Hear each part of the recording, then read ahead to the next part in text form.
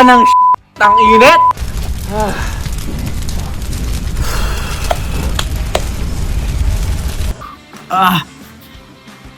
So guys, napakainit ngayong araw. Ano ba ngayon? Magme-May na. April 26, 2025. Napakainit. Ang hirap pawiin ng init eh. Talaga yung buong bahay namin mainit kasi yung bahay namin walang kisame, napakainit. So meron tayong susubukan. Magdi-DIY tayo, okay? Magdi-DIY tayo ng aircon. Okay? DIY madali lang to. Well, hindi siguro siya madali. Pero magdi-DIY tayo ng aircon. So ito yung sinasabi ko guys. Ayan. Ang tawag dito, evaporator o swamp cooler. Kung paano siya gumagana, mamaya ipapaliwanag ko.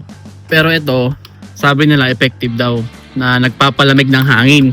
So titignan natin. Okay? Okay. Kung paano gumagawa ng swamp cooler, papakita ko sa inyo yung diagram.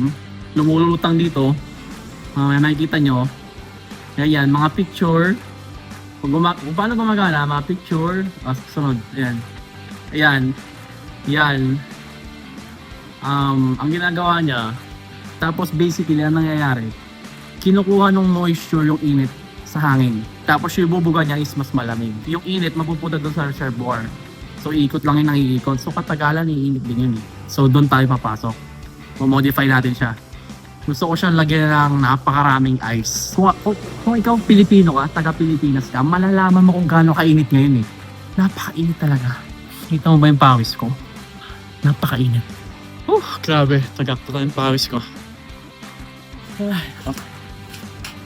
So, ito yung sinasabi ko na swamp cooler. Dito fan, dito lumalabas. And then dito yung reservoir. Nabubuksan to eh. Okay. Mula dun sa hose na yan, umangat yan dito sa likod. Then makikita nyo, sinasabi kong fiber mesh. Binabasa niya to. Kaya malikabok pa ako kasi ang tagal lang din nagamit ito eh. Pero mamaya makikita nyo, magpapop yung tubig yan. Okay, so babasag tayo ice. Pag-usapan na natin ang gabi, kaong pahinga. So ang gagawin natin, dudurugin natin to. Pag dudurugin natin to, lalagyan natin doon. Titignan natin kung lalamig. Okay, yun yung theory ko eh. Yun yung ina-assume ko eh. Sana tama ako mag-assume. Pero huwag kayong assume ha.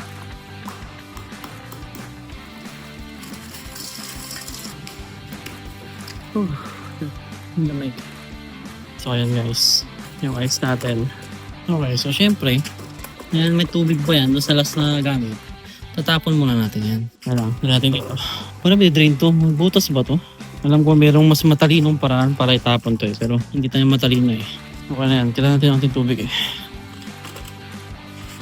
Dami pala na ito. Naku, winasak na ice. Tingnan nyo, pawis na ako. Pakainit. O dahil overweight lang ako. Okay, going back. Punuin lang natin to. Dapat yung maliliit para pumasok sa loob.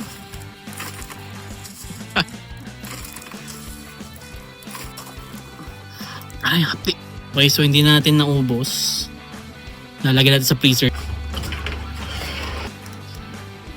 Wala nang laman yung rep namin. Kuha ka ng shit. Malamig ba to? Ba't mo lagyan ng malamig na tubig?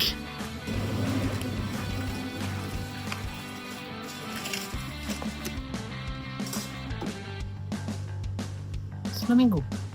Okay. So, moment of truth. Tingnan natin ah.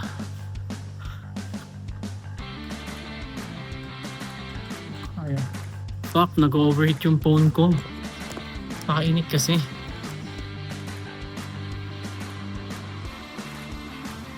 Boy. Alamig, boy. Bakit gano'n? Ito yung settings siya. Buhayin mo siya.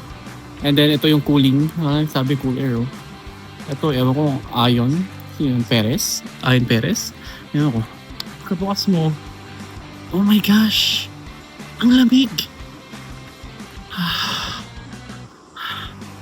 Hindi ako makapaniwala.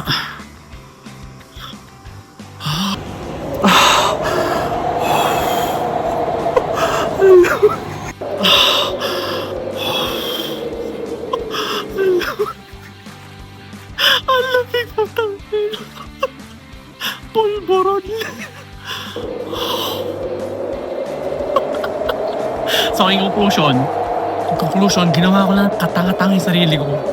Mainit pa rin. Ay, nako. Thanks for watching. Hindi ko na ito gagawin ulit.